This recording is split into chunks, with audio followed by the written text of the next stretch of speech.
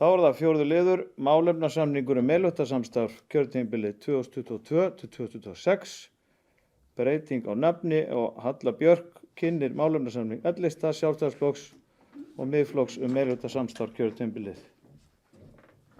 2022-2026. Forseti, ágætu bæjarfulltrúar. Hér komið til umræðu málefnasamningur L-listans, Sjálfstæðisflokks og Miðflokks sem var skrifað undir og birtur 1. júní núna síðastliðinn. Okkur gefst þá núna tækifæri til þess að ræða efni hans og við sendum í gær bæjarfulltrúum lista yfir aðgerðir sem við munum setja á stað strax í haust til að ná fram hluta þeirra markmiða sem eru setti fram í málefnasamningnum. Á kjörtímabilinu munum við setja reglulega fram slíka lista og uppfæra með þeim aðgerðum og verkefnum sem komið hefur verið af stað, svona til þess að geta fylgst aðeins betur með og þannig haft, við teljum að þannig getum haft meira aðhald á því sem við erum búin að vera að setja hérna fram í málefnasamningum. Þegar við settust niður til að mynda meirihluta þá tók ekki langa tíma að komast að því að samhljómur var mikill hjá flokkunum og reynda má segja það alla flokka sem buðu fram fyrir þessar kosningar. Að það var ekki mikið sem bara á milli í stefnuskránum og ekki heldur í málflutningi í kosningabarðunum. Okkur sem hér sitjum sennilega öllum ljóst að helstu verkefni sveitarfélaga að stærstu hluta fólgin í því að sinna lögbundnum verkefnum sem snúa að fræðslu og velferðarmálum. Í verkefni tengt þeim málaflokkum lunga fjármagnsins varið og því eðlilegt að munur sé ekki mikill á milli frambúða þegar kemur áherslum almennt í sveitarstjórnarmálum. Þeir flokkar sem nú hafa myndað meirihluta leggja megin áherslu á málefni sem snúa að börnum og þjónustu við þau sem á velferðarmál. Það sem alltaf má gera betur þó að við séum að mörguleiti að standa okkur mjög vel hér á Akureyri. Ég mun nú fara yfir málefnasamninginn í stórum dráttum og nefna nokkrar af þeim aðgerðum sem við munum setja af stað í því sem við köllum sprettur fram áramótum og við munum síðan í framhaldinu fylgja þeim verkefnum fast eftir og treystum á að minnihlutinn komi til með að hjálpa okkur við það aðhald. Við munum síðan að sjálfsögðu bæta við verkefnum jafnt og þétt eftir því sem líður á kjörtímabilið og ég ætla með leyfi forseta að fá að vitna frjálslega í málefnasamninginn sem aðgerðirnar án þess að nefna það sérstaklega í hvert skipti. Meirihlutinn leggur ríka áherslu á trausta og ábyrga fjármálastjórn, en telur jafnframt mikilvægt að reyna að auka tekjur sveitarfélagsins, því að með auknum tekjum gefast tækifæri til þess að bæta þjónustu við íbúa enn frekar. Við viljum nýta þann meðbyr sem nú blæs og byggja bæinn okkar upp á metnaði og með fagmennsku að leiðarljósi og taka næstu skref í að móta framtíðarsýn fyrir svæðisborgina Akureyri og það mikilvæga hlutverk og ábyrgð sem okkur ætlað í þeim efnum. Á síðasta kjörtímabili var raunin alveg ágætis skýrsla svæðisbundið hlutverk Akureyrar í samvinnu við ríkið og í samstarfssáttmála ríkisstjórnarinnar kemur fram vilji til þess að vinna á málið áfram. Og þá viljum við auðvitað taka heils hugar undir það markmið ríkisstjórnarinnar og vinna með. Það var líka unnin samkeppnisgreining fyrir Akureyri og niðurstöður hvoru tveggja viljum við semst nýta til þess að efla samfélag okkar enn frekar, þannig að við verðum það mótvægi við suðvesturhornið sem ég trú að landsmenn allir vilja við séum. Til þess að sækja fram nauðsynlegt að efla nýsköpnum og við viljum í því augnamiði stuðla að auknu samstarfi við háskólana, stofnana, frumkvæðla og fyrirtækja á svæðinu. Meirihluti L-listans, Sjálfstæðis og Miðflokks mun í öllum sínum störfum hafa aukna velferð, verðmætasköpun og bætt lífskjör fyrir alla íbúa sveitarfélagsins að leiðarljósi. Þegar kemur að fræðslumálum og þjónustu við börnin okkar, þá ber fyrst að nefna að við viljum bregðast við ákalliðum að stoðþjónusta í leik- og grunnskólum færist í auknum mæli inn í skólana sjálfa. Og við munum setja á stað vinnu við að greina hvernig megi koma því við og vonast til þess að geta lagt fram tillögur strax í haust. Skólakerfið er mikilvægasta jöfnunartæki sem við höfum og staður þekkingar og þannig undirstaða þess að við náum árangri og börnin okkar blómstri. Það er því mikilvægt að við hlúum vel að því starfi sem þar er unnið og vel tækist til. Við teljum að mikilvægt að Akureyri haldi áfram að vera barnvænt sveitarfélag sem á við innlegum farsældarlög barna í takt við ríkið. Og svo vinna er reyndar nú þegar hafin. Mikið hefur verið rætt mikilvægi þess að efla málþroska og lestrarfærni barna og við ætlum að vinna og leggja fram markvissar leiðir og mælanleg markmið hvernig megi gera betur í þeim efnum. Þá höfum við að mörgu leyti staðið okkur vel í móttöku barna með íslensku sem annað tungumál, en við teljum að hægt sé að gera enn betur og munum styðja við þá vinnu. Það er ekki hvað síst mikilvægt þegar við horfum til þess að þessi hópur fer ört stækkandi sem betur fyrir í okkar samfélagi. Við ætlum að brúa bilið á milli fæðingarorlofs og leikskóla með fjölbreyttum leiðum. Þetta verkefni var reyndar líka í meðhlutasamningi sem ég tók þátt í að skrifa 2018, en staðreyndin er svo að okkur hefur ekki tekist að klára verkefnið enda er það gríðarstórt og kostnaðarsamt. Hvað meinum við þá með fjölbreyttum leiðum? Jú, við erum auðvitað að stefna því að geta boðið öllum 12 mánaða börnum leikskólapláss. En við gerum okkur grein fyrir því að það mun taka tíma og til þess að koma til móts við þau börn sem ekki býðst pláss viljum við styðja vel við dagforeldra og dagforeldrakerfið sem verður vonandi til þess að þeir fleiri gefi sig að þeim störfum og síðan viljum við útfæra hvernig við getum boðið forsjárfólki upp á heimgreiðslur. Það getur ekki verið sanngjarnt að það skipti máli á hvenær tíma ársins þú fæðist, hvort þú fær leikskólapláss við 12 mánaða aldur eða mögulega 18 mánaða. Þannig að það verkefnið er enn stórt, en við erum staðráðin í að við ætlum að finna lausnir á því. Við viljum líka horfa til greiðsluþátttöku forsjárfólks sem er bæði með börn á leik- og grunnskólaaldri. Og þá viljum við skoða hvernig draga megi úr þeirri greiðsluþátttöku og stefnum á að tillögur þar að lútandi liggi fyrir í haust. Við munum leggja fram áætlun hækkun á frístundastyrk til barna á kjörtímabilinu og þá hvernig megi ná til þeirra barna sem eru ekki í neinu frístundastarfi. Okkur þykir þeim sem kannski sérstaklega voru hér í bæjarstjórn síðast, miður að það tókst ekki að fá neitt til þess að sinna akstri frístundavaks þegar farið var í útboð á síðasta kjörtímabili og við viljum gera aðra tilraun til þess að verkefni verða að veruleika. Við munum því endurtaka útboð fyrir haustið 2023 og setja vinnu við að útboða útboðslýsingu af stað nú á haustmánuðum. Við leggjum mikla áherslu á velferð og vellíðan íbúa og teljum að eitt mikilvægasta verkefni stjórnmálamanna sé að tryggja að tekið sér utan alla íbúa og jafnræðis gætt í hvívetna. Það kom glögglega fram á fundi í aðdraganda kosninga að brýn þörf er á frekari uppbyggingu húsnæðis fyrir fatlað fólk og við munum bregðast við því með því að setja af stað vinnu við undirbúning á húsnæðiskjarna fyrir fatlað fólk í Nonnahaga nú í haust. Samhliða því að framkvæmdu við þjónustukjarna í Hafnarstræti verði flýtt eins og kostur er. Þannig stefnum við á að vinna jafnt og þétt á biðlistum. Við lítum á velferðartækni sem hluta af núverandi og framtíðarlausnum innan velferðarþjónustu og við teljum að með því að auka notkun slíkra tækni megi þjónusta fólk enn betur bæta starfsaðstæður starfsfólks og ég vil draga úr kostnaði þegar til lengri tíma er litið en slíkri tækni getur fylgt aukinn kostnaður til að byrja með. Við ætlum að endurmeta og greina félagslega kerfisins í samráði við umhverfis- og mannvirkjasvið og setja upp áætlun endurnýjun og mögulega fjölgun og að sú vinna fara af stað strax núna í haust. Þá ætlum við að setja af stað vinnu við að kortleggja umfang sárafátæktar á Akureyri og leggja fram áætlun hvernig megi styðja fólk út úr þeim aðstæðum. Við gerum okkur vonur að tillögur þar á lútandi liggi fyrir í upphafi árs 2023. Gleralán verður opin fyrir almenning líkt og áður og við lítum svo á að þörf fyrir slíka sundlaug fari freka vaxandi en hitt og munum styðja við að svo verði. Mikilvægt er að huga vel að eldra fólkinu okkar. Virkni á efri árum er ekki sjálfsögð en samfélagi getur hlúða fólkinu og skapa umhverfi sem stuðlar að meiri gleði eftir starfslok.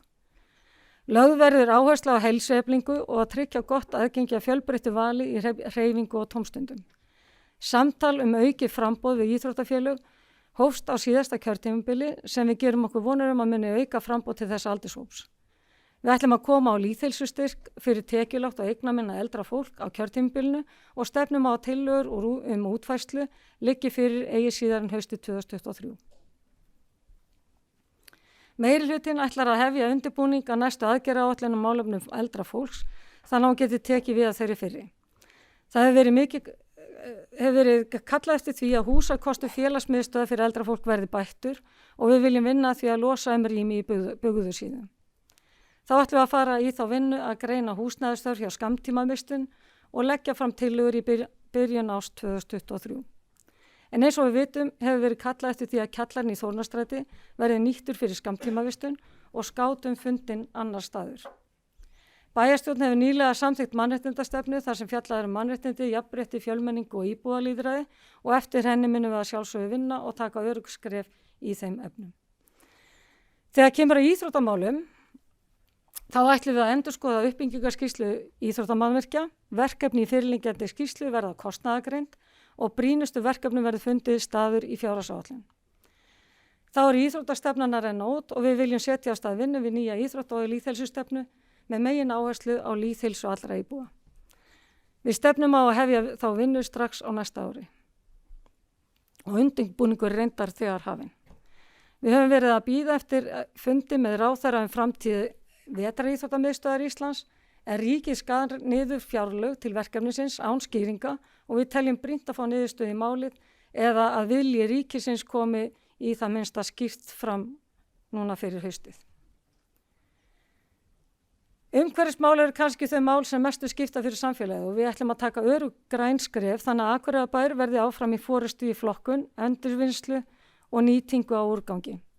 Við ætlum að innleiða metnaðarfulla umhverfis- og loftslagsstefnu með fjármagnaðri aðgerðaáætlun þannig að íbúa geti lifa hér í sátt við umhverfi sitt.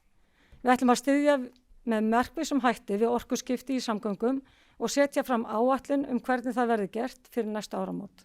Við munum jafnframt vinna áfram að því að auðvelda vistvænan samgöngumáta með lagningu hjóla og göngustíga í samræmi við stígaskipulag bæjarins. Hálkuvarnir og Akureyri ætlum við að skoða sérstaklega nú í haust með það að markmiði að draga úr svifryksmengun og salt- og sandnotkun eins og kostur er. Unnið verður áfram að orkuskiptum í Grímsey og við viljum að farin verði svo leið að græni trefillinn verði nýttur sem vettvangur fyrir einkaaðila, fyrirtæki og stofnanir til þess að kolefnisjafna starfsemi sína. Áætlun hvernig það verður útfært verður unnið í samvinnu við Storku. Við viljum í samvinnu við fyrirtæki og einstaklinga viðhalda snyrtilegum og fallegum bæ og vinna gegn uppsöfnun á rusli sem ljóst að þarf að farga.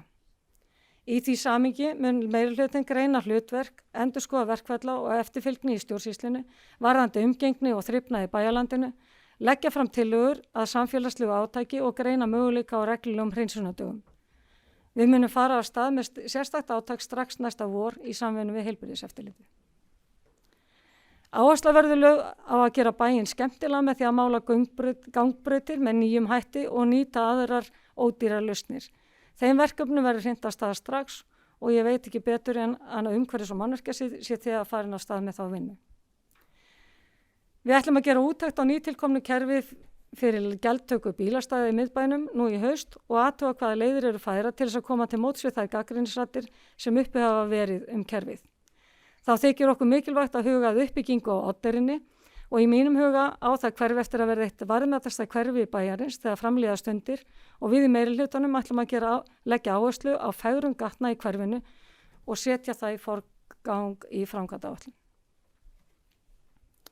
Áhersla verður lögð á að auka öryggi fjölskyldna í húsnæðismálum með því að stuðla að fjölbreyttu framboði íbúðarhúsnæðis, hvort sem að ræða félagslegt leiguhúsnæði í samvinnu við óhagnaðardrifin leigufélög eða húsnæði á almennum markaði. Húsnæðismál eru eitt af stærstu kjaramálum heimilana og brýnt að við náum tökum á fasteignamarkaðnum í samvinnu við ríkið og óhagnaðardrifin leigufélög. Og ég veit að bæjarstjóri hefur verið síðustu daga að hafa samband við þessi óhagnaðardrifu leigufélög og við munum eiga fund með þeim fljótlega. Við viljum að skipulag Akureyrarbæjar verði inn á vandaðan hátt með það að leiðarljósi að umhverfi okkar sé mannvænt og áhersla lögð á að hlusta á þarfir og væntingar bæði íbúa og atvinnulífs. Í ljósi mikillar eftirspurnar verður settur kraftur í skipulagsvinnu með það að markmiði að fjölga lóðum til úthlutunar. Það þýðir að sjálfsögðu að við munum gera ráð fyrir auknu fjármagni í skipulagsmáli fjárhagsáætlun 2023. Við ætlum samhliða því að huga verða skipulagningu á nýjum hverfum og horfa til þéttingasvæða eins og tjaldsvæðisreitsins við Þórnarstræti, Oddeyrinnar og Akureyrarvallar. En reynsla segir okkur að skipulag á slíkum reitum tekur yfirleitt langan tíma og mikilvægt að vanda ferlið. Við ætlum því sem fyrst að efna til hugmyndasamkeppni uppbyggingu á Akureyrarvelli með skilyrðum blöndun á húsnæði, verslun og grænsvæðis. Koma uppbyggingu í tónatröð í sáttaferli ef hægt og setja stað vinnu við skipulag og uppbyggingu á tjaldsvæðisreit strax í haust. Við munum áfram tryggja fjölbreytta og öfluga menningarstarfsemi á Akureyri með stuðningi við grasrótarstarf og atvinnuskapandi menningarlíf. Unnið verður í samræði við nýsamþykkta safnastefnu Akureyrarbæjar og aðgerðaáætlun henni fylgjandi kostnaðargreind.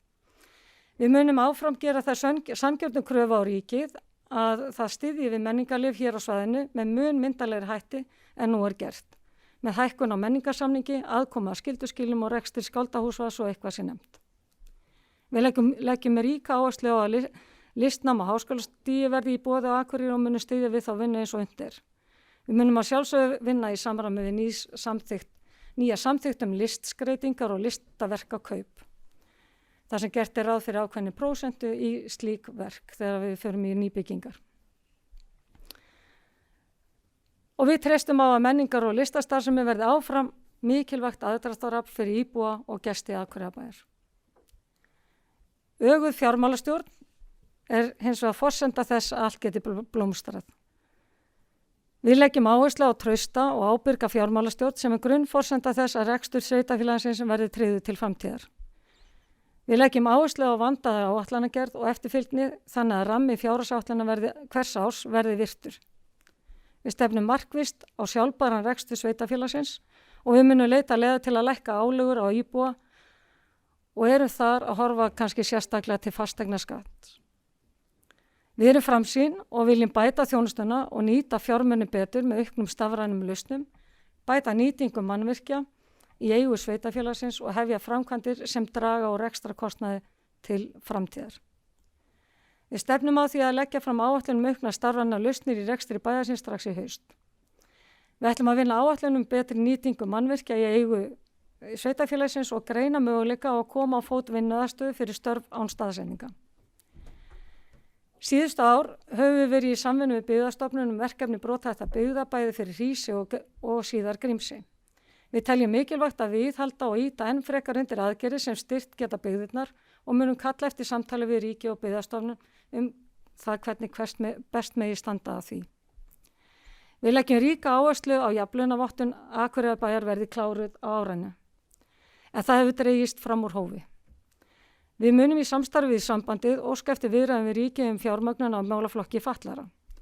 Staðreyndin sú að málaflokkurinn verulega undir fjármagnaður og við verjum mörg 100 milljónum til málaflokksins sem óásættanlegt. Til þess að auðveldara sé að taka upplýstar ákvarðanir nýtingu fjármagns viljum við kyn- og aldursgreinum gögnum þjónustu þætti bæjarins verði markvisst safnað. Við teljum mikilvægt að styðja við og styrkja verkefni sem eru til þess fallin að styrkja búsetu á svæðinu og viljum sem dæmi styrkja með beinum hætti við að verk og tækninámi á háskólastigi verði komið á og skoða hvernig Akureyrarbær getur stutt við bindlilandaflug frá Akureyri. Vonast til að möguleikar og tillögur geti legið fyrir núna í haust. Við erum hér að leggja fram metnaðarfullan málefnasamning og við erum full tillöggunar að hefja störf og ég gerir það fyrir við svo sem öll bæjarfulltrúarnir séu það. Það er mikill kraftur sem fylgir nýju fólki og við höfum nóg af nýju fólki sem skipa bæjarstjórn í þetta skiptið og ég hef fulla trú á því að það láti til sín taka á komandi árum. Ég er sannfærð að við megum eiga gott og farsælt samstarf á kjörtímabilinu að Akureyrarbæ til heilla. Við þakkum Höllu Björk Reynisdóttur við góða kynningu. Orðið er laust. Einhver takk til máls. Bæjarfulltrúi Hilda Jana Gísladóttir. Gjörðu svo vel.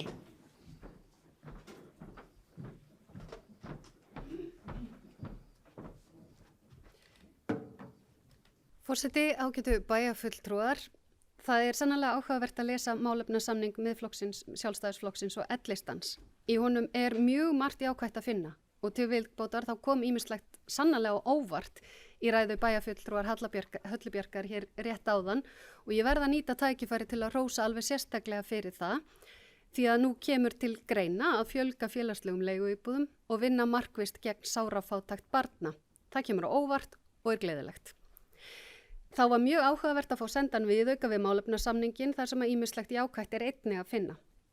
Það gleður mig sannarlega að sjá að vinna í að framgangi málefna varða mannréttindi, jafnrétti, fjölmenningu og íbúalýðræði og ég vona svo sannarlega orðum fylgi nú efndir en hingað til hef ég upplifað að viljan til þess hafi skort sem sýnir sig meðal annars í litlum efndunum í aðgerðaáætlun mannréttindastefnunar og fjölmenningastefnunar því að ekki sé búið að lúka jafnlaunavottun sveitarfélagsins þar sem Akureyrarbær er 1 sveitarfélaga sem stendur utan við skil.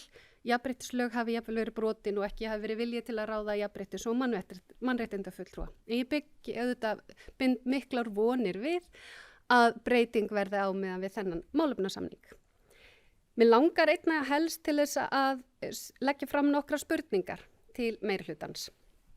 Í fyrsta lagi, verður unnið jafnréttismat áður en endanlega ákvörðun verður tekin heimgreiðslur? Hversu mikið á að hækka frístundastyrkin og hvenær? Fram kemur í málefnasamningi að endurskoða eigi verð á hádegismati félagsmiðstöðum fólksins, kemur sem sagt til greina að hækka verðið. Þrátt fyrir miklar umræður íþróttamál fyrir kosningar þá virðist kaflinn íþróttamál vera vægast sagt loðinn. Hvað þýðir það að endurskoða eigi forgangsröðun í uppbyggingu íþróttamannvirkja? Í ræðu bæjarfulltrúa Höllubjargar hér rétt áðan kemur fram að fyrirliggjandi skýrsla forgangsröðun í uppbyggingu íþróttamannvirkja verði kostnaðargreind og brýnustu verkefnum fundu staðir í fjárhagsáætlun. Hver mun taka ákvörðun hver brýnustu verkefnin séu og á hvaða forsendum? Ég kannski rifja það upp að í upphafi síðasta kjörtímabils fengum við í bæjarstjórn og í þáverandi meirihluta þá frábæru hugmynd að fá íþróttafélögin sjálf til þess að setja fram tillögu á forgangsröðun. Þau gáfust mjög fljótt upp á því verkefni en þá töldu þau öll að þeirra tími væri komin og þau væri næst í forgangsröðunni. Í aðdraganda kosninga var vægast sagt mikil áhersla á íþróttamál og jafnvel svo að sumum þótti nóg En þar var spurningum sem að þarf á einhverju tímapunkti að svara og þá ekki síst kannski þessar forsendur, á hvað forsendum á að fara í þessa endurskoðun. Á að klára við uppbyggingu búningsklefa við Káaheimilið, stendur til að byggja upp þjónustuhús í Hlíðarfjalli, stendur til að færa vetraraðstöð golfklúbbs Akureyrar úr höllinni upp á Jaðar, á að hefja uppbyggingu á Þórssvæðinu og ef svo hvaða uppbyggingu fyrirhuguð eða þetta algjörlega óljóst. Nú þá vil ég spyrja líka út í skipulagsmálin sem hafa töluvert verið gagnrýnd en í málefnasamningi kemur fram að hlusta í á þarfir og væntingar bæði íbúa og atvinnulífs, liggur fyrir einhver hugmyndum hvernig að vinna að því. Stendur til að byggja nýjan leikskóla og fjölga leikskólarýmum. Það kemur fram að standa í vel að móttöku barna með íslensku sem annað tungumál en mjög mikið hefur verið rætt þörfina sérstaklega í leikskólum, stendur til að verja auknu fjármagni til þess. Rætt að koma tónatraðarmálinu í sáttarferli, liggur fyrir einhver hugmynd slíka mögulega sátt og kannski mikilvægt líka nefna að það hvergi nefnt neitt varðandi menningarstefnu Akureyrarbæjar sem rann út árið 2018 og tekin var ákvörðun á síðasta kjörtímabili að hefja þann hluta stefnunar sem að varðar safnamál. Henni lokið, það hlýtur að vera brýnt að hefja án tafar gerð nýrar menningarstefnu. En eins og ég sagði í upphafi málsins míns þá fjölmargt gott að finna í þessu málefnasamningi, svo sannarlega og væntanlega stendur til að fylgja þessum málum eftir með markvissum hætti. Ég sem fulltrúi minnihluta að sjálfsögðu reiðubúin að koma framgangi góðra mála og mun sannarlega leggja mitt lóð á vogarskálarnar til þess og líka alveg sannfærðum að við í minnihlutanum munum leggja okkar af mörkum við að veita nýjum meirihluta öflugt aðhald þegar við á. Ég óska meirihlutanum og okkur öllum í bæjarstjórn velfarnaðar í okkar störfum. Þökkum Hildi Unu Gísladóttur fyrir sitt framlag orðið laust. Jana Salome Ingeborg Jósefsdóttir, gjörðu svo vel, bæjarfulltrúi.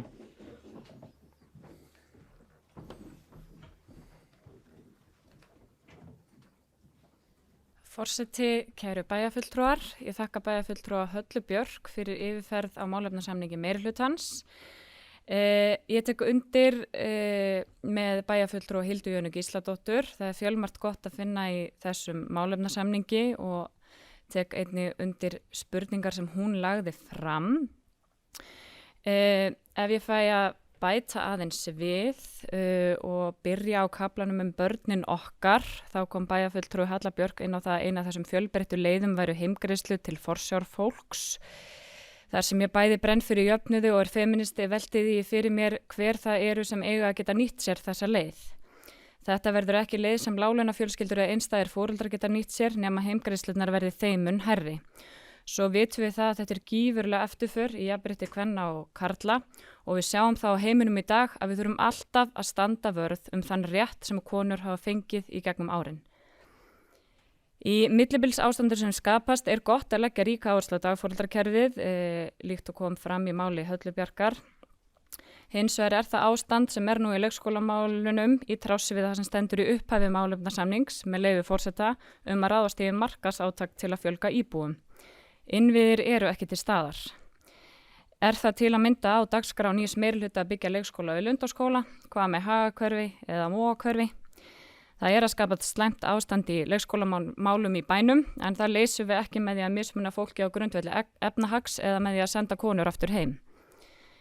Líkt og þau sem hafa starfað með mér vita þá hef ég lagt mikla áherslu á umhverfis- og loftslagsmál.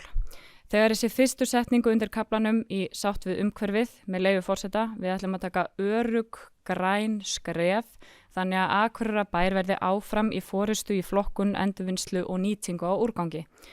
Hvað þýða örugg, græn skref annað en að innleiða umhverfis- og loftslagsstefnu sem unnin var á síðasta kjörtímabili?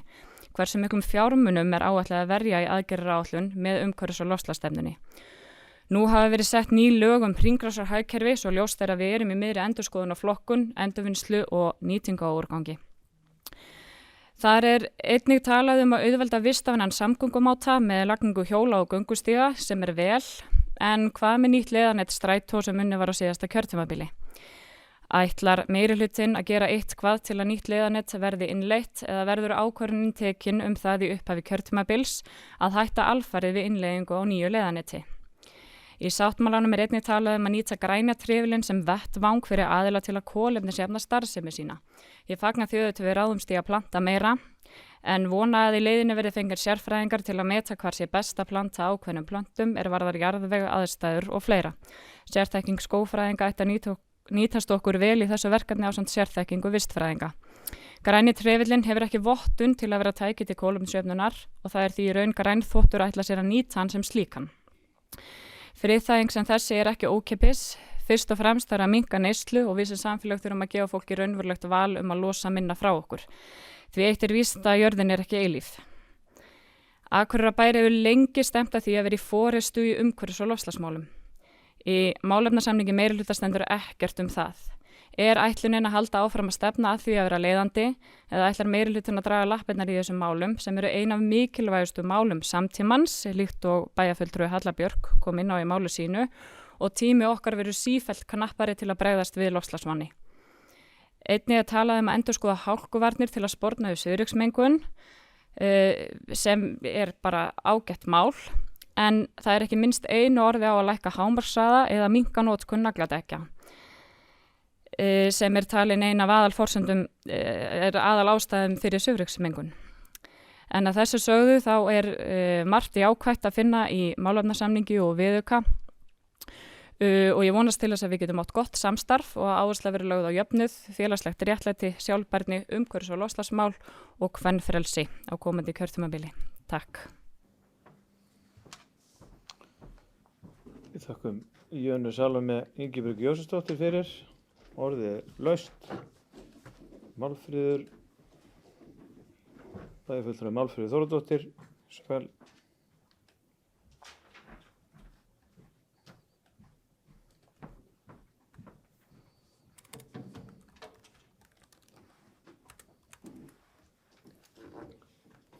Virðulegi forseti og ágætu bæjarfulltrúar.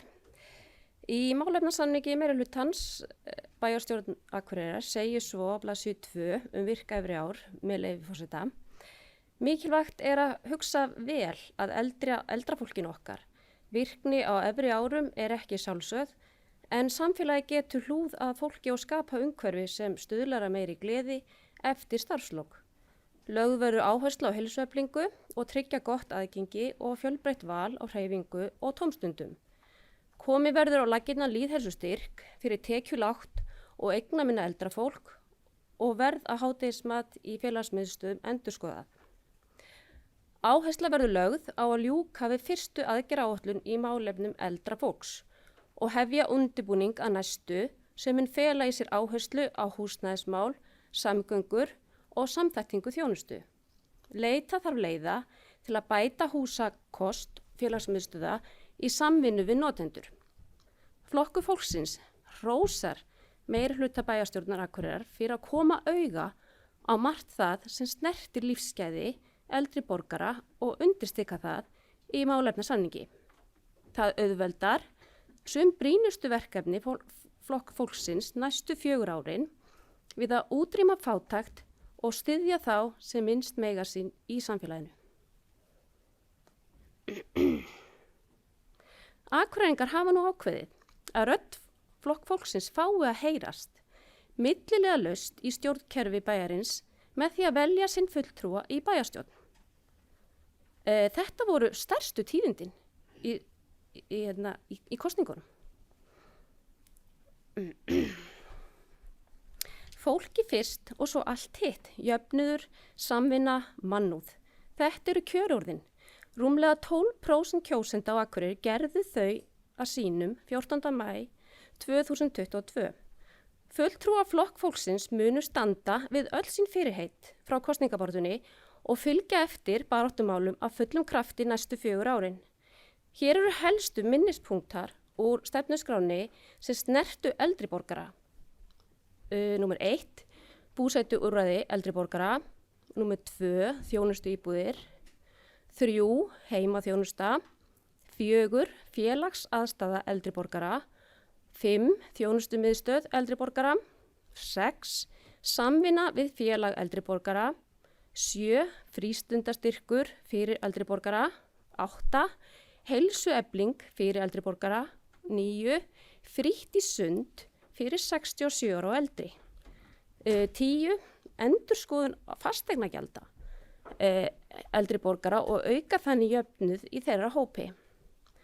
11, koma á virku samstarfi við til dæmis góðgerðarsamtök og félög í bænum þar sem hægt væri að nýta starfskrafta eldri borgara í launuðum störfum, til dæmis nokkra klukkustundir á viku, fyrir þá sem hafa til þess krafta og getu. Það geti verið hluti að virkum efri árum og væri til þess fallið að draga úr félagslegri einangrun margra. Númer 12, endurskoða bílastæðagjald eldri borgara í miðbænum og leita leiða til að þeir verði undanþegnir þeim. Svona mætti lengi telja áfram, en okkur í flokki fólksins finnst mikilvægt að vera í góðri samvinnu við notendur þjónustunnar og heyra hverjar þeirra þarfir eru og skoðanir. Það mætti gera með notendakönnunum og virku samráði við eldri kynslóðina. Ljóst að verkefnin eru næg, en þegar upp eru staðið verða það verkin sem tala sínu máli. Ég og við í flokki fólksins, við óskum okkur öllum, meiri hluta og minni hluta, velfarnaðar næstu 4 árin og vonandi eigum við góða samvinnu. Ég þakka Málfríði Þórðardóttir fyrir sín orð. Þá tekur til máls Sunna Hlín Jóhannesdóttir, bæjarfulltrúi, svo vel.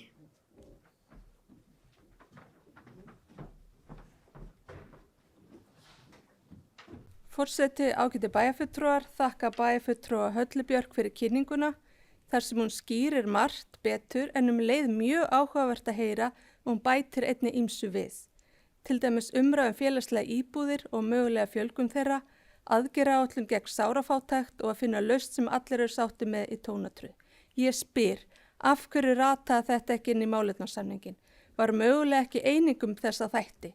Eða getur verið að þessi meirihluti hafi gefið sér mjög lítinn tíma til að tala málefnin áður en hann tilkynnti formulega myndun nýs meirihluta og þó sérstaklega ljósi þess að hér kemur bæjarfulltrúi Halla Björk inn á þætti sem kannski helst deitti á í öðrum viðræðum meirihluta. Í viðræðum þar sem lögð var rík áhersla að koma sér saman málefnin áður en myndaður eru formulega nýr meirihluti. Við í Framsókn lögðum upp með að leggja áherslu á fáa en mikilvæga þætti í okkar málefnavinnu og fara ekki fram úr okkur í kosningaloforðum. Og ánægilegt að sjá að flest hefur ratað inn í þennan málefnasamning. Við lögðum áherslu á að fara í þau mikilvægu verkefni sem lá fyrir að fara þyrfti í velferðarmálum, en leiðilegja sérstaka áherslu á verðmætasköpun og vorum við með hugmyndir hvernig við vildum nálgast þá þætti og munum að sjálfsögðu vinna áfram að þeim hugmyndum og halda þeim á lofti áfram eins og bæjarfulltrúi Gunnar Már kemur betur inn og eftir. Við hefum viljað sjá hveði fastara orðir kemur að innleiðingu farsandalega þar sem segir að það eigi að innleiða þau í takt við ríkið. Við eigum að sýna metnað og nýta þetta einstaka tækifæri og helst ganga lengra og vera í farabróti eins og við höfum verið í málefnum barna. Helst bjóðast til að vera tilrauna sveitafélagi í aðgerðum tengdum lögunum og mun ekki standa okkur framsóknarfólki að vera milligöngumenn þar. Það er þó eitt í þessi málefnasamningi sem vil ræða sérstaklega og það eru hugmyndur markaðsátak í fjölgun íbúa eins og kemur fram í málefnasamningi og kom fram í málefnaskrá Sjálfstæðisflokksins þar sem átti að nota frían leikskóla til að draga að nýtt fólk. Þar telum við að verið sé að byrja á vitlausum enda. Fyrst þarf að styrkja innviðina, fjölga leikskólaplásum, auka við framboð á húsnæði og vinna meiri fjölbreytni á atvinnumarkaði, leggjum áherslu á verðmætasköpun og þá munu íbúarnir fylgja. Verðbólgan er mjög há og sér ekki fyrir endan á hækkun hennar. Aðföng hafa hækkað gríðarlega og efnahagshorfur út í heimi áhyggjuefni svo það þarf að forgangsraða vel framkvæmdum á kjörtímabilinu og stíga varlega til jarðar. Við framsóknarfólk tölum fyrir því að forgangsraða framkvæmdum strax í byrjun kjörtímabilsins og söknum þess að sjá ekki þá vinnu í þessu málefnasamningi. Það er talað byggingu þjónustukjarna sem er vel en ekkert annað þrátt fyrir hinn ýmsu loforð fyrir kosningar. Hver er stefna meirihlutans í framkvæmdum? Hann mun án efa vera krafinn svara. Tek bara sem dæmi til dæmis að fara í 4. liði uppbyggingarsamningi íþróttamannvirkja sem er félagsaðstæða á Kávasvæði ef þá ekki fylgja stefnunni. Þið munu þurfa að svara þessu og til dæmis að byggja við ráðhúsi á þessu kjörtímabili. Annars ítreki enn og aftur að það mun ekki standa okkur framsóknarfólki að vinna að góðum málefnum. Takk fyrir mig. Við þakkum bæjarfulltrúa Sunnu Hlín Jóhannesdóttir. Þá tekur næst til máls Gunnar Már Gunnarsson.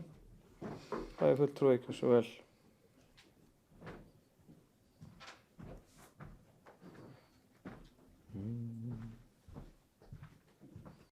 Já, forseti og ágætu bæjarfulltrúar.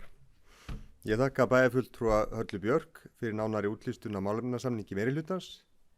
Tek undir með bæjarfulltrúar Sunnu Hlín. Það er virkilega ánægilegt að sjá þar ýmis mál sem við bæjarfulltrúar Framsóknar settum sömuleiðis á oddinn fyrir kosningarnar og við komum að sjálfsögðu til með að styðja þau. Og það á líka við önnur mál, önnur góð mál, hvort sem þau koma úr meirihluta eða minnihluta, svo því sé haldið til haga. Nú bæjarfulltrúi Sunna Hlín fór yfir í nokkrum orðum þær áherslu sem Framsókn setti fram í kosningabaráttunni, en mér langar að hafa nokkur orði viðbót atvinnumál og uppbyggingu. Bæjarfulltrúi Halla Björk talar að nýta þennan meðbyr, sem ég held að við finnum auðvitað öll núna, og að við eigum að nýta tækifærin og vinna að nýsköpun á svæðinu með því að efla samtal og samstarf. Við eigum að koma upp starfsaðstöðu fyrir störf án staðsetningar og við eigum að móta frekar hugmyndin svæðisborgina Akureyri. En hvernig ætlar meirihlutinn að standa að þessari vinnu? Eins og bæjarfulltrúi Halla Björk kom inn á í sáttmála ríkisstjórnarsamstarf Framsóknarflokks, Sjálfstæðisflokks og Vinstrihreyfingarinnar Græns framboðs, þá er kveðið á að svæðisbundið hlutverk Akureyrar sem stærsta þéttbýliskjarnans á landsbyggðinni verði skilgreint og í framhaldi stuðlað að uppbyggingu í þjónustu, menningu og atvinnutækifærum. Og það eru þetta fagnaðarefni að ríkisstjórn Íslands skuli viðurkenna gildi þess fyrir nærsveitir okkar, fyrir nálæga landshluta og fyrir alla aðra landsmenn að bærinn okkar sé eldur, enda hafi hann mikilvægu hlutverki að gegna í samhengi byggða þessa lands. Það er eins og alveg ljóst að slíkt gerist ekki að sjálfu sér og vitaskuld reynir á okkur bæjarfulltrúa og starfsmenn Akureyrarbæjar að leiða þetta verkefni áfram. Og það reynir á okkur að átta okkur á því hvað hægt að gera á næstu árum. Vel skilgreind markmið hljóta að vera besti leiðarvísirinn alla uppbyggingu en markviss vinna verður að fylgja í kjölfarið. Því miður var hugmyndum okkar bæjarfulltrúa Framsóknar hafnað í nýafstöðnum meirihlutaviðræðum. Við lögðum til að stofnuð yrði sérnefnd með starfsmanni sem hefði það hlutverk að vinna að uppbyggingu undir formerkjónum Akureyri til framtíðar. Og í þeirri vinnu væri meðal annars hort til svæðisbundins hlutverks Akureyrar og samtal við ríki undirbúið. Við vorum tilbúin að forgangsraða fjármunum í þennan málaflokk sem gríðarlega mikilvægt ef Akureyri á að halda áfram að vaksa sem öflug svæðisborg með fjölbreyttu atvinnulífi, svæðisborg þar sem að finna má þungamiðju þjónustu og menningar. Það okkar trú að við þurfum að fjárfesta í verðmætasköpun, því þannig aukast tekjurnar og við getum í framhaldi lagt meira í innviði okkar. En aftur, það mun ekki standa á okkur framsóknarfólki að vinna heilsugar að þessum málum og öðrum góðum. Takk fyrir. Við þakkum Gunnar Már Gunnarssoni fyrir sín framlag og orðið laust. Tekur til máls Hulda Elma Eysteinsdóttir, bæjarfulltrúi.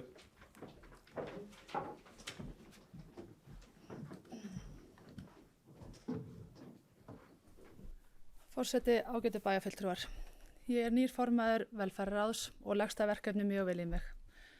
En mér þykir velferðarmálin afar mikilvæg. Ég búin að hitta sviðsstjóra og starfsfólk velferðarsviðs og sýnist mér að við séum að gera vel í mörgum þáttum en auðvitað alltaf hægt að gera betur. Bæjarfulltrúi Halla Björg fór í kynningu sinni á málefnasamningi yfir helstu markmið okkar í velferðarmálum.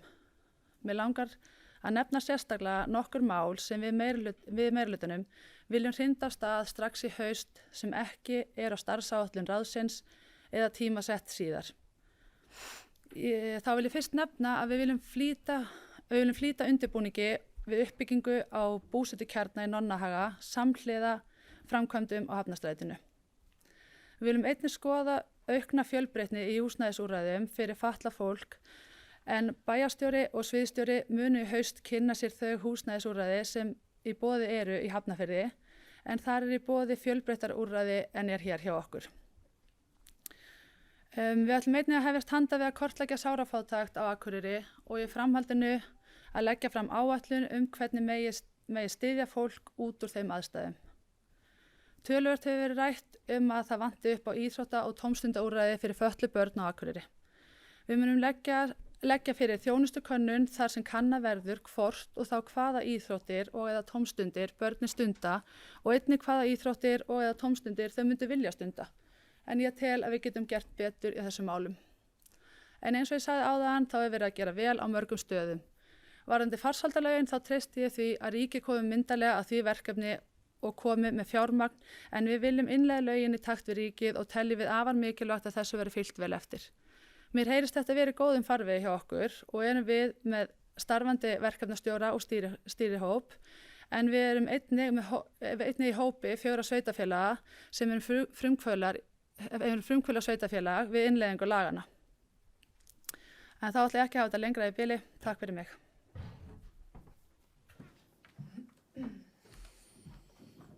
Við þakkum Huldu Elma Eysteinsdóttir fyrir, orðið laust.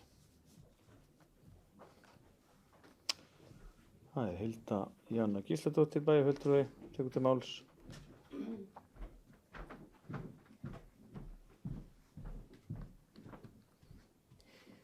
Forseti, ágætu bæjarfulltrúar. Hér áðan þá ræddi ég aðeins það sem er í málefnasamningi núverandi meirihluta. Mér langar aðeins að ræða það sem ekki í málefnasamningi nýs meirihluta.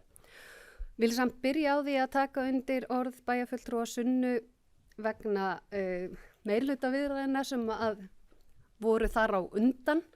Það magnað að finna fyrir því að þeir þættir sem brotið var á ástæða þess að ekki var hægt að mynda meirihluta eru nú flestir komnir inn í meirihlutasáttmála og hlýtur að vera ástæða til þess að hrósa L-listanum fyrir að hafa náð því fram sem að okkur tókst ekki í viðræðum við nákvæmlega sömu flokka sem að höfnuðu meðal annars þeim hugmyndum að fara í aðgerðaráætlun gegn sárafátækt, að það kæmi ekki til greina að fjölga félagslegum leiguíbúðum og algjörlega hafnað að Akureyrarbær verði áfram leiðandi sveitafélaga í loftslagsmálunum og hvað þá að fara aftur að teikniborðinu í tónatraðmálinu. En það sem þetta áhugavert og maður spyr sér ofta hvers vegna eitthvað í stefnuskrá fyrir kosningar en ekki í málefnasamningi eftir þær.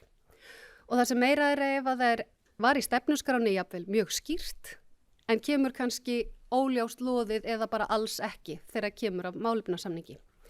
Það hlýtur þá að snúast eitthvað sem að deilt milli flokkana. Stærsta kosningamál Sjálfstæðisflokksins fyrir liðnar kosningar var gjaldfrjáls leikskóli fyrir öll börn frá 12 mánaða aldri. Það ekki inn í málefnasamningi og auðvitað spyr maður sig að því hvers vegna ekki. Það hlýtur að vera vegna andstöðu hinna flokkana. L-listinn auglýsti töluvert að byggja að minnstakosti 359 íbúðir á ári en það markmið ekki sett inn í málefnasamninga minnstakosti ekki svo orðað. Miðflokkurinn lagði áherslu á að hefja markvissa uppbyggingu á Þórssvæðinu, meðal annars með byggingu fjölnota íþróttahús og L-listinn lagði áherslu á að gera samningum uppbyggingu á Þórssvæðinu í tengslu við fjölnota íþróttahús og gervigrasvöll en uppbyggingu á Þórssvæðinu ekki nefnd í málefnasamningi. Hvers vegna ekki? En mér langar að nefna að það ansi mörg dæmi mál sem að var að finna í stefnuskrá þessara 3 flokka sem ekki að finna í málefnasamningi þeirra á milli. Og við skulum kannski byrja á stefnumálum Sjálfstæðisflokksins. Þessi mál ekki að finna í málefnasamningi, ekki með að minnstakosti þá beinum hætti og aðgerðamiðum eins og í stefnuskrá. Gjaldfrjáls leikskólapláss fyrir öll börn frá 12 mánaða aldri. Að Akureyrarbær verði áfram leiðandi í umhverfismálum, að frístundastyrkur verði hækkaður í 50.000, að Akureyrarbær losi fjármagn sem bundið í fasteignum og markvisst verði unnið gegn flokkun starfa í sérstök kvenna og karlastörf.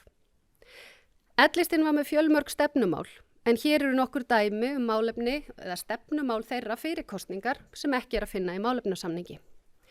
Byggja hér að minnstakosti 359 íbúðir á ári, klára fyrirhugaða uppbyggingu á íþróttasvæði Káa og gera samningum uppbyggingu á Þórssvæðinum í tengslu við fjölnota íþróttahús og gervigrasvöll, byggja þjónustuhús í Hlíðarfjalli, fara í staðarvalsgreiningu og kostnaðamat fyrir nýja 50 metra innusundlaug, kaupa gólfi í Bogan, efla menningu og listir og tengja betur inn í skólastarf og stuðla enn betri nýtingu menningarhúsa í bænum, gera skapandi námi hærra undir höfði með því að auka vægi verk og listgreina, tryggja forvarnafræðslu á öllum skólastigum, að kynfræðsla verði aukin, að tryggja öllum íbúðum örugt húsaskjól, að vinna markvisst gegn hvers konar ofbeldi, aukin áhersla á notendastýrða persónulega þjónustu fyrir fatlað fólk, rjúfa félagslega einangrum með markvissum hætti, að rampa upp Akureyri, að halda áfram að merkja sögufræða staði og hús, byggja upp fallegan, sólríkan og grænan miðbæ með austur-vesturásnum og byggja miðbæ með blómstrandi mannlífi sem dregur til sín fólk og fyrirtæki, að tengja betur Torfunasbryggju og Pollinn, þetta byggð þar sem því verður komið við í sátt og samlendi við bæjarbúa, að hefja byggingarstefnu til vegs og virðingar, sérstakur fjárstuðningu til barna í íþrótt- og tómstundastarfi ef að fjölskylduaðstæður erfiðar, að barnamenningarhátíð verði haldin áfram, að gerðu verið samningur við samtökin 78 fræðslu og ráðgjöf inn í skólana, að bjóða flóttafólk velkomið og að setja upp kynja- og barnaglerugun við fjárhagsáætlunargerð. Og þá lokum dæmi stefnumál Miðflokksins sem ekki í málefnasamningi flokkana 3. Miðflokkurinn segir nokkur af stefnumálunum að Miðflokkurinn vill segja upphátt að við viljum hætta að aumingjavæða samfélagið, að það eigi að stuðla að auknu kynheilbrigði eldra fólks, að tengja þurfa almenningssamgöngur bæjarins að Kjarnaskógi, að hefja kjörtímabilinu markvissa uppbygging á Þórssvæðinu, lækka kostnað eldri borgara á heimsendum mat, að við hönnun á tjaldsæðisreitnum verði gert ráð fyrir 2 íbúðablokkum fyrir eldri borgara vegna nálæðis svæðisins við þjónustu, að bæta þurfi og auka þjónustu í skammtímavistu fyrir fatlað fólk. Reyndar held að það hefði mögulega komið fram í ræðu bæjarfulltrúa Höllubjarkar áðan að það verði gert. Sinna betur geðheilbrigðismálum fatlaðra einstaklinga, stækka grænmetisgarða og gera fleirum kleift að rækta þar, Unnu verði að koma samgöngumiðstöð sem tengipunkt allra almenningssamganga á svæðinu og nauðsynlegt að leik- og grunnskólabörn efniminni foreldra séu tryggðar skólamáltíðir. Það eru þetta umhugsunar efni, hvers vegna svona mörg stefnumál flokkana fyrir kosningar ekki að finna í málefnasamningi. Eins og ég segi þá gæti í rauninni verið líklegasta ástæðan þetta að flokkarnir séu ekki sammála öll þessi mál. Í annan stað gæti verið að þau hafi ekki gefið sér tíma til þess að fara yfir öll stefnumálin og taka ákvörðun hvort þau ættu heima í málefnasamningi eða ekki. Eða í þriðja lagi að flokkarnir hafi hreinlega sett fram óraunhæf stefnumál fyrir kosningar sem aldrei stóð til að framkvæma í raun og veru. Við þökkum Hildi Jónu Gísladóttir, bæjarfulltrúa. Orðið laust. Bæjarfulltrúi Halla Björk Reynisdóttir. Forseti, ágætu bæjarfulltrúar. Ég vil nú þakka þeim bæjarfulltrúum sem hafa komið hérna upp og farið yfir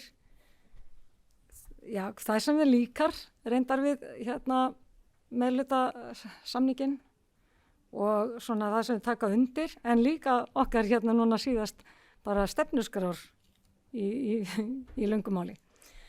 Það er svolítið ágætt að fara yfir stefnumálin, en eins og bæjarfulltrúi Hilda Jana veit og að því að við höfum nú áður verið saman á samherjar í meirihluta, þá ratar ekki allt inn í málefnasamning, en það veit ég ekki, þú veist, hvernig það ætti að vera að það væri 20 síður á málefnasamningi. Skulum bara mörg af þessum málum sem að bæjarfulltrúi Hilda Jana taldi hér upp eru þetta mál sem verður unnið að, þó þau standi ekki í málefnasamningi eða séu í þessari fyrstu aðgerðaáætlun sem við ætlum að setja fram. Hún nefndi bæjarfulltrúi Hilda nefndi sérstaklega, og ég ætla nú kannski bara rétt að svara því svona aðeins fyrir ellistan þá sérstaklega, að það sagði þess engi merki að það væri 350 íbúðir, það við hefum talað mikið um það sem við sannlega gerðum, og það er nú bara þannig að við ætlum að hafa lóðir fyrir að minnstakosti 350 íbúðir á ári sem við getum komið í verk. Það er til staðar, það verður til staðar, við ætlum að flýta uppbyggingu hverfana, en við þurfum hins vegar á kjörtímabilinu að vera tilbúið með næstu hverfi og að takist að þétta þessa þéttingarreiti sem að við reyndar saman, ég og bæjarfulltrúi Hilda Jana, unnum ötulega að allt kjörtímabili síðasta, en tókst ekki. Og af hverju tekst það ekki? Og af hverju dettu við í það að skipulagsmál verða okkur svona erfið í samfélaginu? Og þegar að bæjarfulltrúi Hilda Jana spyr, og að því að mér nú kannski það máli skilt að því að ég fekk það hlutverk að vera formaður skipulagsráðs, hvernig ætlum við að koma meiri sátt með meira samtali? Og ég held að þó að skipulagslög gerir ráð fyrir alveg bara heilmiklu samráð og samtali, þá sé hægt að gera enn betur og sérstaklega þegar að vera að tala um þéttingarreiti. Og ég er bara alveg sannfærð það að við með samstilltu átaki getum alveg örugglega fundið leið til þess að vinna það betur heldur en nokkuð tókst þó, og ég tók þátt í þeirri vinnu, en maður lærir og kannski allavega ég trú og von til þess að við getum gert betur í þeim málum. Hvað varðar uppbyggingu á Þórssvæði og hvort við ætlum eða klára uppbyggingu á Káasvæðinu, að því að hún talaði líka að tekur svona sérstaklega við getum fara að svara fyrir baráttumál okkar fyrir kosningar, að þá bara það fínt og þá tala ég bara líka fyrir hönd ellistans, og þetta, þú veist, erum við ekki búin að útfæra allt saman við saman, en ellistinn talaði og reyndar fleiri að klára þá uppbyggingu sem við erum búin að semja á Káa.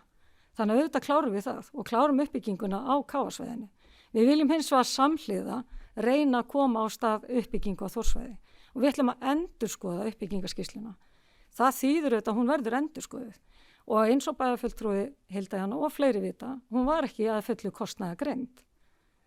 Það er þess að uppbyggingaskýrslan. Þannig að það þarf að gera það. Við þurfum að fara yfir hvaða brýna eins og við komum fram í sáttmálunum hjá okkur. Við ætlum að fara í greiningu á þessu öllu saman og leggja fram áætlun, koma þeim verkefni sem eru brýnust fyrir á fjárhagsáætlun þessa kjörtímabils. Þannig ég vona að það svari einhverju. hvað var það þjónustu og talandi að því að það var nú mikið kvartað yfir í að væri ekki rætt neitt annað en íþróttamál en bæjarfulltrúi Hildagjan ætlar að halda þeim málum á lofti og talandi sko uppbyggingu í Hlíðarfjalli þá sögðu við fyrir kosningar, þar að segja L-listina því hún fór yfir okkar stefnumál að við myndum gera það í samvinnu við einkaaðila.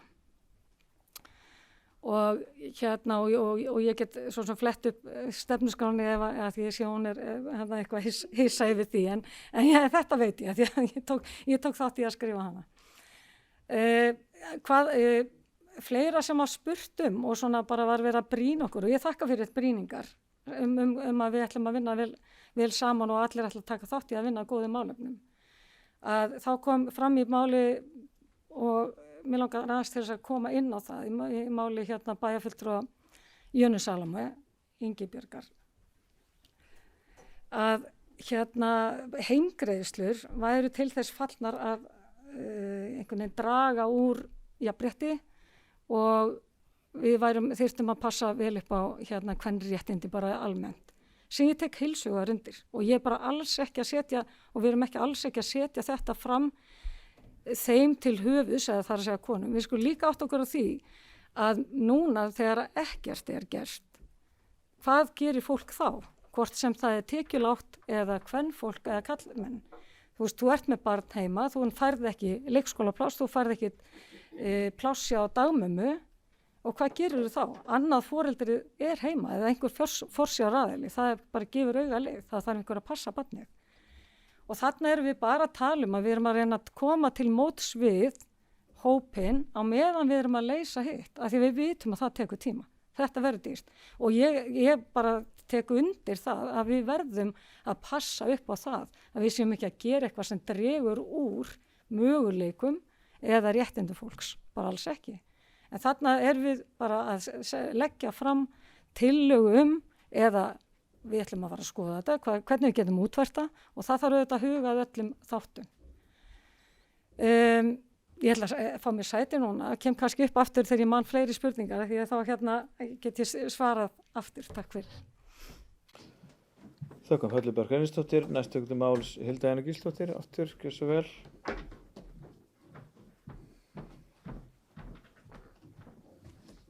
Forseti, ágætu bæjarfulltrúar. Til þess að muna spurningarna þá sendi ég ykkur að minnstakosti þeir sem eru í bæjaráði eða á spjallinu ef að til upprifjunar.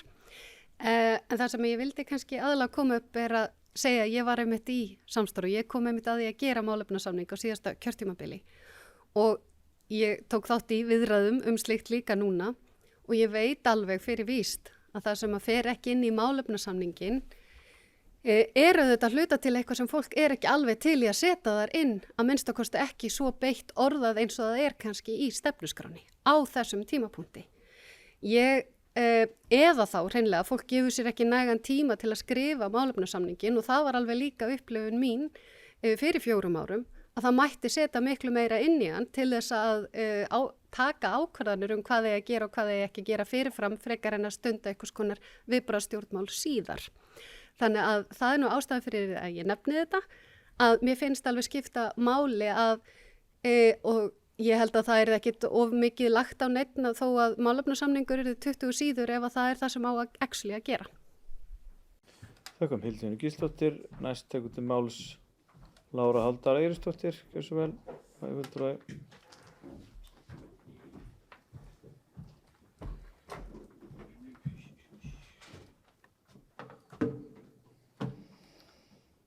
Forseti og ágætu bæjarfulltrúar. Ég vil byrja á því að þakka bæjarfulltrúa Höllu Björk fyrir góða kynningu á þessu málefnasamningi okkar sem að ég tel að sé bara metnaðarfullur og sé með mörg góð bæði málefni og verkefni og aðgerðir sem við þurfum að sinna. Ég vil einnig þakka þeim bæjarfulltrúum sem að hér hafa komið upp og verið einmitt að brýna okkur og benda okkur á. Það svo sannarlega þannig að enginn fullkominn og saminuð stöndum við sterkust. Þannig að ef við erum að hjálpast að þá svo sannarlega öruggt mál að við munum vinna gott verk fyrir bæinn okkar.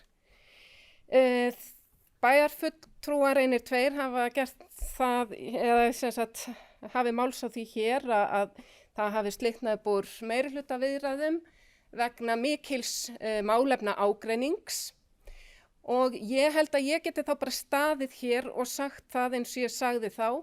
Það var ekki málefna ágreiningur í mínum huga sem ekki var hægt að leysa, sem sýnir það að það var alveg hægt að koma þessum málefnum inn í málefnasamning núverandi meirihluta.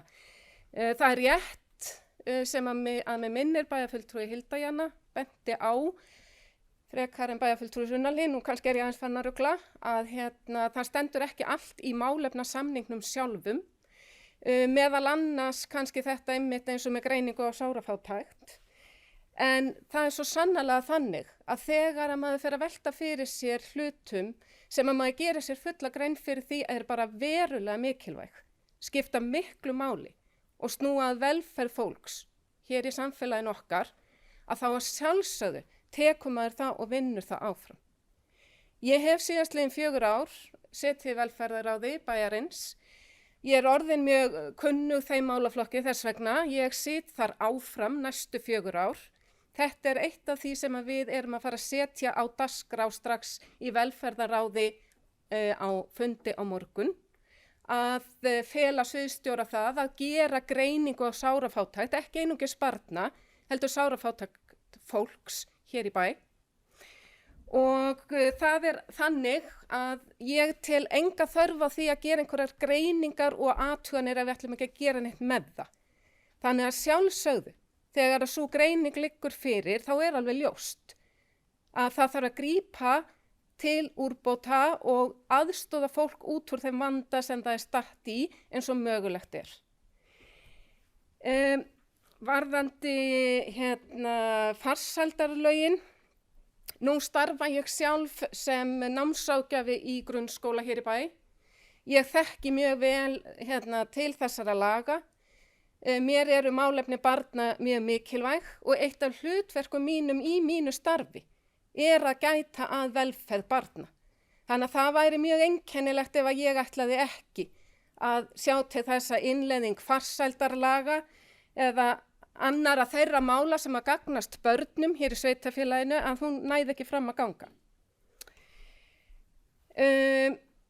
Já, varðandi félagslegt leiguhúsnæði, það var svo sem einmitt nefnt sem ágreiningur sem hefði verið og vissulega er það þannig að ég hef hér staðið áður og talað það að ég er ekki hlynnt því að bærinn sjálfur endilega fjárfesti í fleiri íbúðum í félagslegu leiguhúsnæði.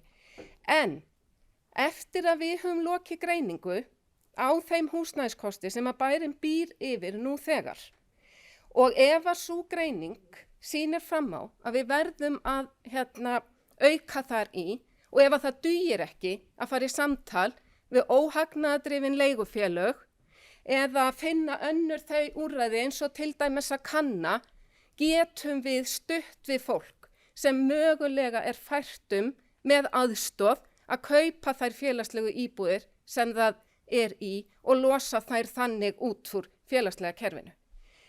Í mínum huga það er engin spurning, það er ég hef trú á því að það sé töluvert magn í rauninni eða margar íbúðir sem að eru komnar á mikið viðhald og við þurfum að skoða þetta hvað þarf að endurnýja, þarf að bæta við og hvernig þarf þá að bæta við, eða hvers konar húsnæði. Aðeins til þess að ég bregðist á kannski við því sem að bæjarfulltrúi Hilda Jana nefndi að væri ekki í málefnasamningi og hefði verið inn á okkar áherslum fyrir kosningar, gjaldfrjáls leikskóla, hvers vegna er hann ekki? Það stendur að í málefnasamningnum bilið á milli fæðingarorlofs og leikskóla verður brúað með fjölbreyttum leiðum og dregið úr kostnaðarþátttöku foreldra og forráðamanna í leik- og grunnskólum. Við munum að sjálfsögðu stíga einhver skref, það stendur vissulega ekki gjaldfrjálst að lokum, en þetta er eitt af því sem að verður skoðað hvernig við getum lækkað kostnaðarþátttöku foreldra og forráðamanna bæði í leik og grunnskólum, því að frístund til dæmis í grunnskólum er líka mjög, eða er dýr. Já, ég held að ég kannski, já það var frístundastyrkurinn, já, sem þú nefndir, var við náttúrulega tölum það í málefnasamningnum að hækkan, hann er núna 40.000 og við eigum bara alveg eftir að lenda því nákvæmlega hvort hann endar í 50.000 eins og stendur í okkar kosningar áherslum hjá Sjálfstæðisflokknum eða í annari upphæð. Ég læt þetta duga í bili en endilega, örugglega klárlega einhverjum fleiri spurningum ósvarað og ég kem þá bara aftur og bregst við. Takk. Þökkum Láru Halldóru Eiríksdóttur fyrir sitt mál. Áður en við höldum áfram að hafa orðið laust þá bið ég hér Höllu Björk Einarsdóttur að taka við fundarstjórn og gef Heimi Erni Árnasyni orðið. Næstekti máls, bæjarfulltrúi Heimir Örn Árnason. Takk fyrir. Hefði nú vita að vera svona flóki að fá orðið sem forseti, þá hefði kannski endurskoðað þetta. Þetta er nú bara ekkert mál. Til að byrja með vil ég þakka Höllu Björk kærlega fyrir mjög ítarlega og góða kynningu á málefnasamningnum sem tók mjög langan tíma að búa til. Ég vil þakka líka minnihlutanum fyrir mjög gott aðhald. Strax á fyrsta fundi er komin frábærar hugmyndir til dæmis aukna fjármagn í leikskóla og það er til dæmis börn með annað tungumál. Og við vitum að þetta er að vera stort vandamál hér í bæ. Þannig að ég sé að það verið mikið aðhald og gott frá minnihlutanum þessu ári. Stendur til að byggja nýja leikskóla og fjölga leikskólarýmum. Þetta er fræðslu og lýðheilsuráð að taka fyrir strax og fundi á morgun og verður að sjálfsögðu endurskoðað bara á 6 mánaða fresti. Varðandi uppbyggingaskýrsluna þá verð ég að segja að eftir að hafa lesið hann yfir nokkur sinnum þá er alltaf gott að gera skýrsluna, það verður alltaf að endurskoða allt. Hún var ekki kostnaðargreind nógu vel og ef maður lítur á allar skýrslur úr Reykjavíkurborg, hvernig þeir höfðu í sínum uppbyggingaskýrslum í íþróttamannvirkjum, þá hafa verið aðeins öðruvísi vinnubrögð gerð þar. Og ég vil meina það að við verðum að klára þau verkefni sem við byrjum á og verðum að greina vel hvað ætlum að gera. Einnig verði ég að minnast á farsældarlögin og hef ég komið nálægt þeim einnig mjög mikið í minni vinnu og hef fylgst með byrjunni á þeirri innleiðingu sem mun taka nokkuð langan tíma og þarf örugglega mikið aðhald frá bæjarstjórn hér til að koma henni vel áfram. Þau segja það úr ríkisstjórninni að þetta er taka 3 til 5 ár. Ég ætla að vona sannarlega að það hafi verið 3 ár, ekki 5 ár, út í að mér finnst 5 ár allt of langur tími. Farsældarlög er bein tenging við stoðþjónustu í grunnskólunum. Þannig að með góðri innleiðingu farsældarlaganna þá erum við að auka stoðþjónustuna. Þetta er gríðarlega mikilvægt mál. Varðandi málefnasamning og vinnu við hana, ég er bara stoltur þeirri vinnu, ég ánægði með mitt fólk og ég vona að Akureyrarbær verði ánægður með okkar störf. Takk fyrir mig. Það færi forsetanum aftur Heimi Örn Árnasyni aftur stjórn. Takk fyrir, þá er orðið laust aftur. Gunnar Líndal Sigurðsson, bæjarfulltrúi, tekur til máls.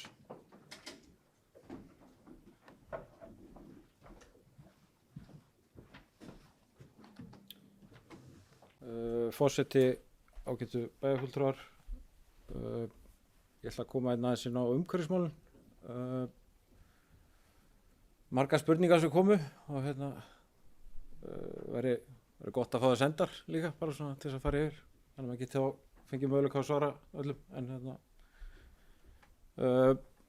varðandi umhverfismálin þá náttúrulega bara lýsi ég ánægju minni í fyrst skipti í pontu að þá metnaðarfullu umhverfis- og loftslagsstefnu sem var samþykkt samhljóða í bæjarstjórn fyrir rúmum mánuði síðan, 10. maí. Markmið stefnunar að Akureyrarbær vinni stöðugt að framsækni og metnaði bæði umhverfis- og loftslagsmálum og verði áfram í fremstu röð þegar kemur að þessum málalokum. Við viljum að svo vera áfram. Margt gott hefur áunnist í umhverfis- og loftslagsmálum síðastliðin ár og Akureyrarbær oft sýnt frumkvæði. Dæmi þetta flokkun á Sorpi og Grendastöðvarnar, jarðgerðarstöðin Molta, Orkey lífdísilframleiðsla, framleiðsla á metaneldsneyti fyrir strætóbifreiðar meðal annars og svo strætósamgöngur sem hafa verið gerðir gjaldfrjálsar sem skrifi því að auka almenningssamgöngur. Næsta stóra verkefni náttúrulega að útfæra tímasetta og fjármagna aðgerðaáætlun í tengslu við þessa samþykktu umhverfis- og loftslagsstefnu. Það er spennandi og krefjandi verkefni sem ég er fullviss að við náum samstöðum með góðri umræðu og samvinnu. Og eins og losunarbókhald bæjarins frá 2019 sýnir eru tækifæri mikil meðal annars í orkuskiptum í samgöngum og með höndlun á Sorpi. Annars vil ég bara lýsa yfir ánægju minni með málefnasamninginn. Ég veit að við lögum mikla vinnu að vinna og eins þá aðgerðaáætlun sem sprett sem var sendur út með markmiðum og svo framvegis og við náttúrulega bara munum halda áfram að vinna þessa punta eðlilega og já, takk fyrir mig. Gunnar Líndal Sigurðssoni, orðið er laust. Næstu tekur til máls hæstvirtur bæjarfulltrúi Hlynur Jóhannsson.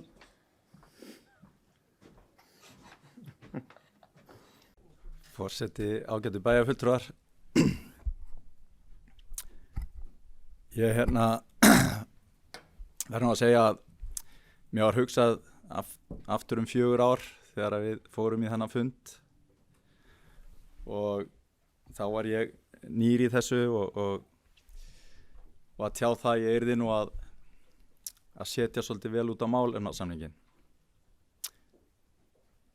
Ég tók að vísu aðeins undir það, ekki mikið en svolítið og þetta virðist vera svona lenska hvar sem er að það er alveg sama hversu góðu málefnasamningurinn er eins og þessi er mjög góður að þá er að sjálfsögðu sett út á hana minnihlutanum og það hefði verið nákvæmlega eins eða þetta snúið öfugt hér.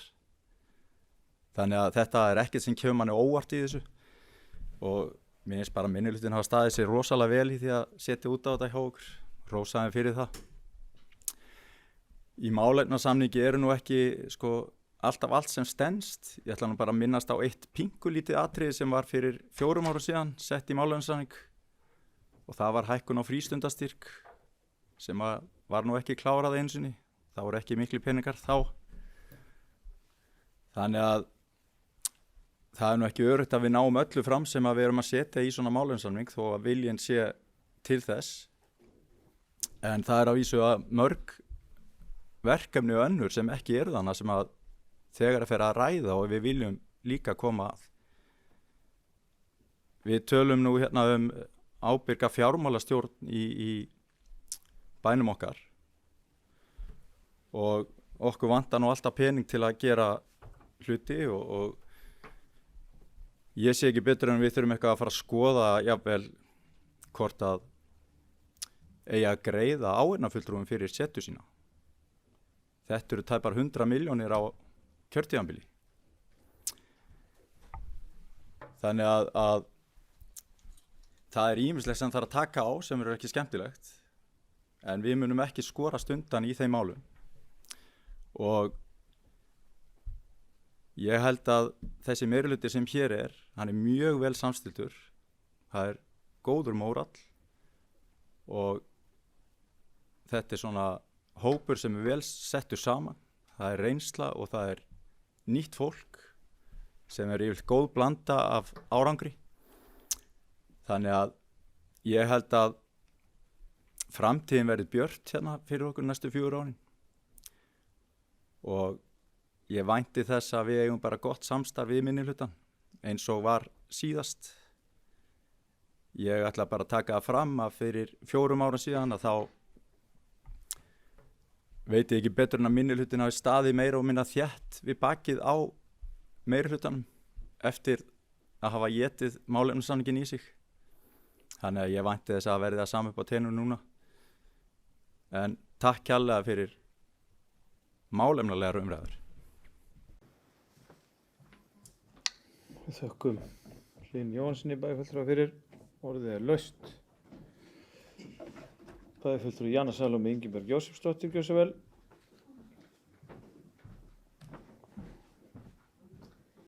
Takk fyrir. Forseti ágætu bæjarfulltrúar. Mér voru örlítið brugðið yfir máli bæjarfulltrúa Hlyns Jóhanssonar þegar hann talar að það að fara mögulega að skera niður laun áheyrnarfulltrúa. Þetta tel ég mjög varhugaverðar hugmyndir og tel vera bara aðför að lýðræðinu. Hér voru margir flokkar kjörnir inn í bæjarstjórn, eða 7 talsins, sem meira en við höfum haft áður, en það var að vilja bæjarbúa og að við ætlum að skera niður áheyrnarfulltrúa að þeir fá ekki laun fyrir sína fundasetu, þá getum við ekki ætlast til þess að það fólk leggja á sig vinnu eða mæti á fundi og hafi áhrif á umræðina. Þannig að ég bara, ef þetta eru hugmyndir sem meirihlutin hefur, þá hef ég virkilega miklar áhyggjur. Takk. Við þökkum Jönu Salóme Ingibjörg Jósefsdóttir fyrir. Orðið laust. Bæjarfulltrúi Hlynur Jóhannsson, gjörðu svo vel.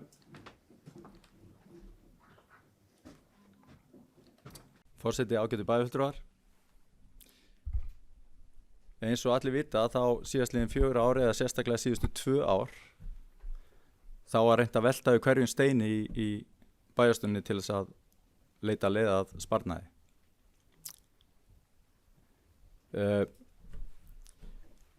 Sum ráð voru fengið til að spara þar sem við vildum alls ekki spara og það var verið að spara hér og þar 500, að leita að 500 skalli og farið mjög langt niður. Ég trúi ekki öðru en að fólk skilji það ef að við þurfum að leita allra leiða. Því að þetta eru mikli peningar og ég held að hljóta með að taka umræður allt svona. Það er mjög sérstakt ef að það fer illa í fólk. Því að hjó sérstaklega líka eftir að tala að höggva í lýðræðið með þessu. Ég veit nú ekki betur en að sumir bæjarfulltrúar þeir raði sér í nefndir hér og þar. Það er ekki eins og þeir dreifi lýðræðinu í sínum flokkum þegar að kemur að því að setja í nefndir og ráð. Þannig að það þarf þá kannski að byrja því að dreifa lýðræðinu þar. Takk fyrir. Við þökkum Hlyn Jóhansinni fyrir. Næsta ykkur máls Hilda Einar Gísladóttir bæjarfulltrúi, gjörðu svo vel.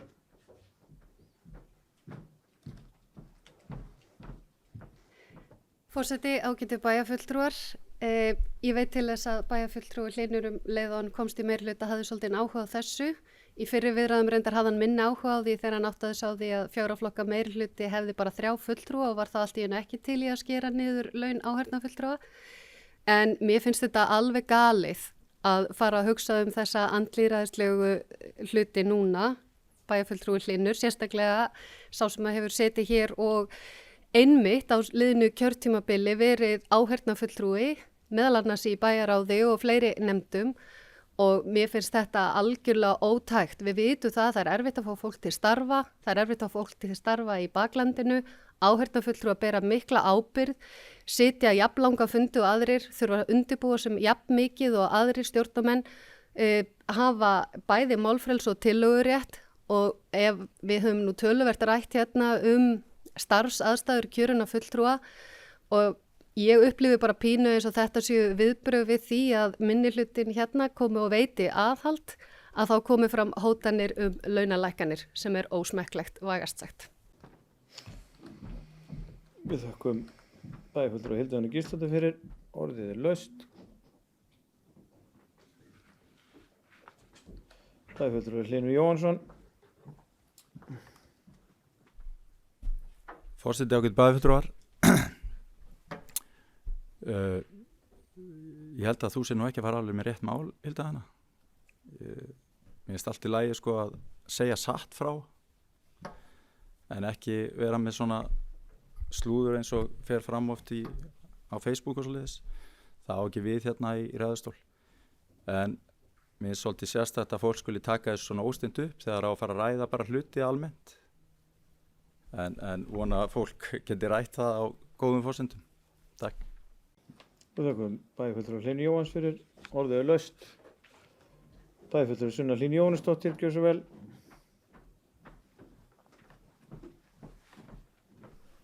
Forseti, ágæti bæjarfulltrúar, ég hef kannski mögulega ekki verið að fylgjast nú vel með að því ég eiginlega mista að því þegar Hlynur glopraði þessu út úr sér, en hann ég spyr, er þetta bara formlega tillaga meirihlutans að fara þessa leið og mun þetta verða hluti af fjárhagsáætluninni í bæjarráði í haust? Ég spyr meirihlutana þessu.